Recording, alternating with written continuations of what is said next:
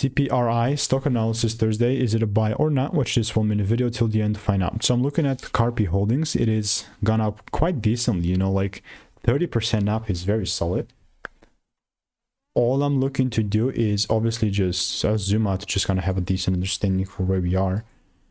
And it's a bearish trend, you know, it's a bearish range. Is it a bad thing? Not necessarily, but maybe if the price does break, I mean, it's going to be a good thing in this example. If I see full candle close above 23 bucks, that's cool.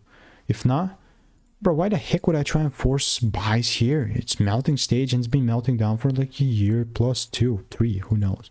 I mean, I can zoom out here and just see exactly how much, but yeah, since December 2021, so that's very decent, 3 years almost.